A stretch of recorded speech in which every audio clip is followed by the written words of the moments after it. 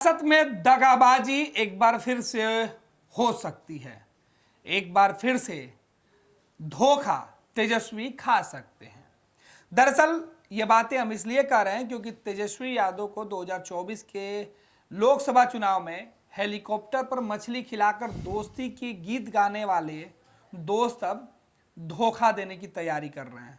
हमारे साथ हमारे सहयोगी विवेका जी हैं। विवेका जी, दोस्ती के बीच अब फिर से दगाबाजी की कहानी पटकथा लिखी जा रही है, चर्चा यही है। ऐसा लग रहा है क्योंकि जिस तरह से रात में जो खबर आई कि वीआईपी चीफ मुकेश सहनी की मुलाकात हुई है भारतीय जनता पार्टी के प्रदेश अध्यक्ष से।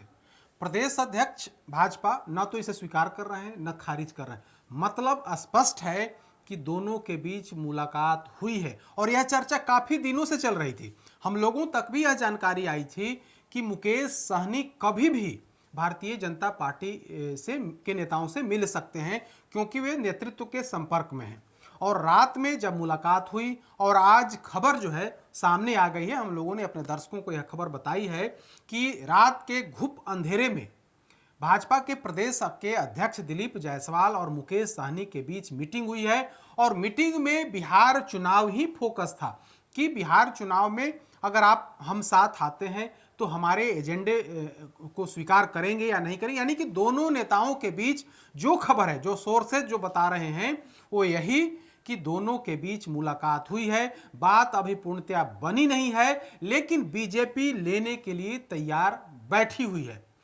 जो मुकेश सहनी दावा कर रहे थे कि हमें महागठबंधन के अंदर डिप्टी सीएम का पद चाहिए, महागठबंधन के अंदर कम से कम हमें 60 सीट मिलनी चाहिए, अब उनके बारे में जो खबर आ रही है वो तेजस्वी यादव के लिए कह सकते हैं कि उनके लिए नकारात्मक खबर है, तेजस्वी यादव के लिए नुकसान देने वाली खबर है। क्योंकि जिस मुकेश सहनी पर तेजस्वी यादव ने 2024 के लोकसभा चुनाव में दांव लगाया था, पूरे चुनावी कवरेज, चुनावी जो अभियान था, चुनावी कार्यक्रम में तेजस्वी यादव सिर्फ और सिर्फ मुकेश सहनी के साथ जाते थे। मकसद मैसेज देना था, पिछड़ों, खास करके अति पिछड़ों में मैसेज देना था, सहनी समाज में मैसेज देना था, लेकिन वहां पर बहुत ज्यादा सफलता नहीं मिली। उसके बाद हम लोग भी ऐसा अनुभव कर रहे थे कि तेजस्वी यादव और मुकेश सहनी में थोड़ी दूरी बनने लगी थी। और अब जो है वो दूरी का जो परिणाम है वो परिणाम दिखने लगा है। कुछ दिन पहले मुकेश सहनी की पार्टी की तरफ से आधिकारिक तौर पर कहा गया था कि हमें महागठबंधन के अंदर 60 सीट मिलनी चाहिए और डिप्टी सीएम का भी पद मिलना चाहिए। मुकेश सहनी खुद कई बार कहा चुके हैं। उसी दिन से इस बात की हम लोगों को आभास होने लगा था कि प्रेशर पॉलिटिक्स जारी है। तेजस्वी यादव को दबाव में डालने की रणनीति के तहत इस तरह का बयान, इस तरह का प्रस्ताव दिया जा रहा है। लेकिन जो खबर है कि तेजस्वी यादव ने ऐसे प्रस्तावों को, इस तरह की डिमांड को कह सकते हैं कि सिरे से खारिज कर दिया। अब चूंकि चुनाव सामने है, अगर प्रेशर नहीं देंगे तो स्वाभाविक है कि बड़ी हिस्सेदारी नहीं मिलेगी। तो खबर यही है कि मुकेश सहनी अब बीजेपी की तरफ कहीं ना कहीं उनका कदम बढ़ा है और बीजेपी के नेताओं से, उनके प्रदेश के अध्यक्ष से मुलाकात की है। और प्रदेश अध्यक्ष बीजेपी ने भी कहा है कि महागठबंधन का एक घटक दल बहुत जल्द टूट सकता है, इसकी पूरी संभावना है।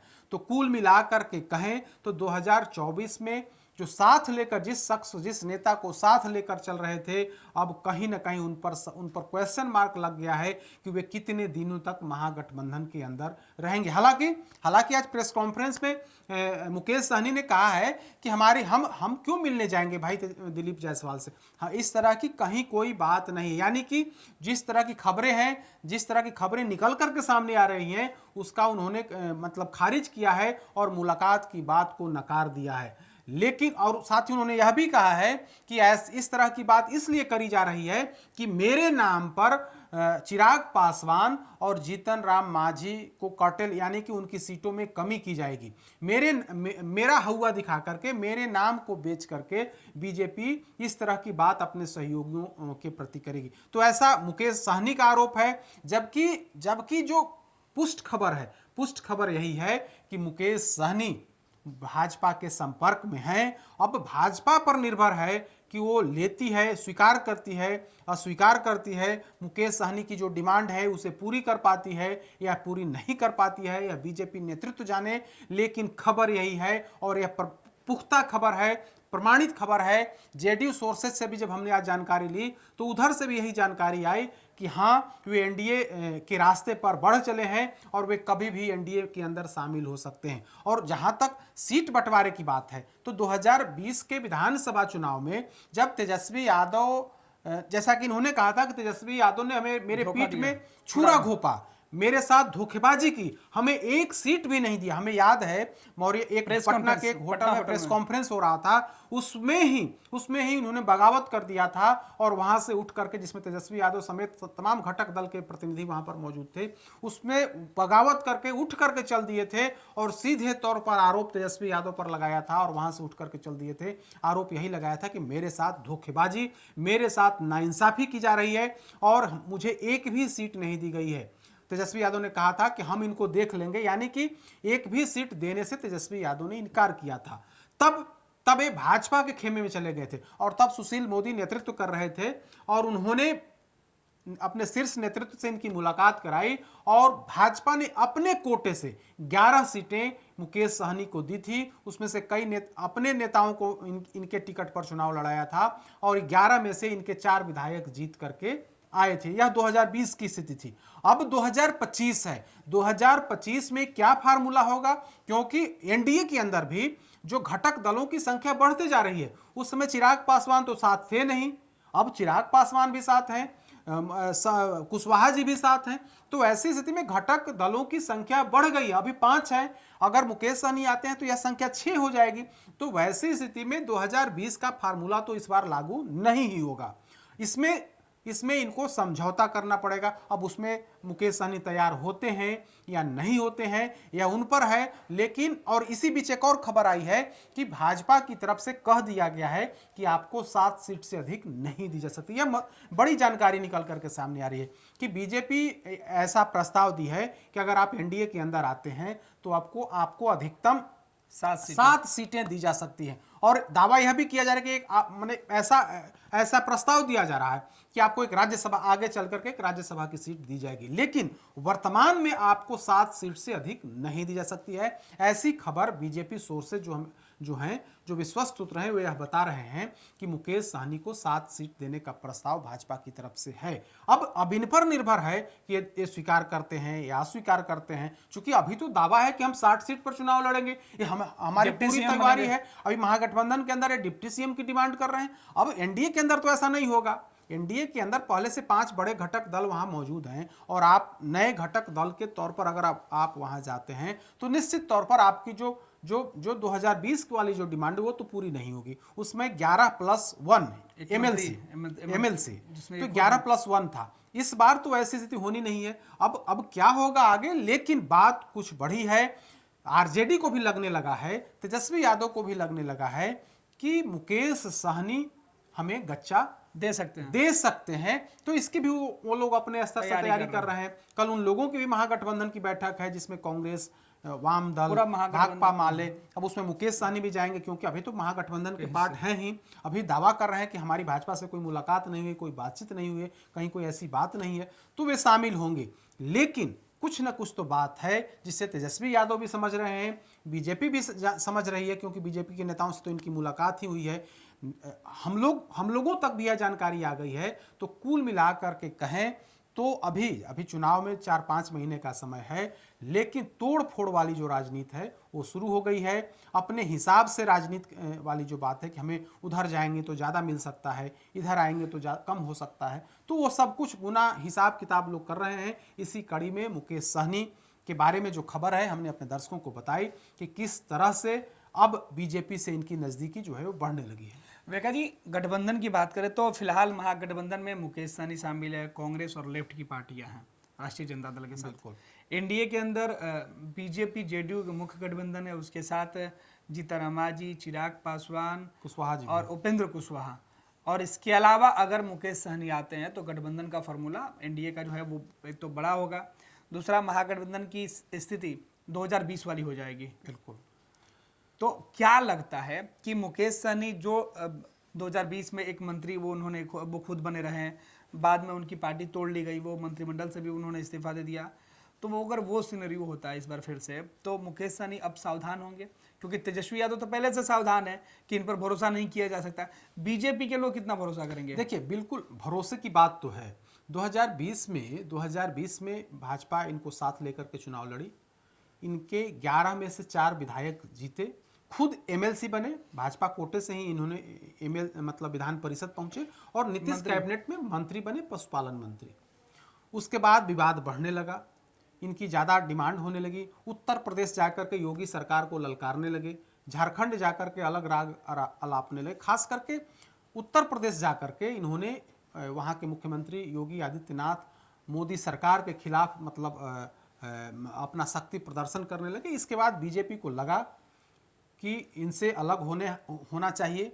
पहले अल्टीमेटम दिया गया, इन्होंने उस अल्टीमेटम के बाद भी ये नहीं माने। इसके बाद इनके 3 विधायकों को तोड़ लिया गया। 4 में से 1 विधायक जो थे उनका निधन हो गया था, उस सीट पर वहाँ उपचुनाव हुए और आरजेडी वहाँ से चुनाव जीत गई। तो जो 3 विधायक थे, राजू सिंह समेत जो 3 विधायक थे, स्वर्णा सिंह, राजू सिंह, एक और मिश्री लाल यादव, इन 3 विधायकों को बीजेपी ने तोड़ करके अपनी पार्टी में मिला लिया। हालांकि कहा यह भी जा रहा था कि वो बीजेपी के ही थे। बिल्कुल मतलब कैंडिडेट बीजेपी के थे, ऐसा कहा जाता है। तो इन लोगों को शामिल करा लिया, इनको मंत्री पद से हटा दिया गया क्योंकि पशुपालन मंत्री थे और दोबारा इनको फिर एमएलसी बनाया नहीं गया, इन्हें मंत्री पद से हटा दिया गया। तो बीजेपी से पंगा लेना इनको महंगा पड़ा, सरकार से बाहर होना पड़ा, तमाम विधायकों को तोड़ लिया गया और तब ये महागठबंधन के पार्ट हो गए। 2024 के लोकसभा चुनाव में इन्हें आरजेडी ने 3 सीटें दी, मधुबनी, मोतिहारी और एक वो खगड़िया के पास, हाँ, एक और सीट, जो 3 सीटें इनको दी गई, लेकिन तीनों जगह पर इनकी हार हुई।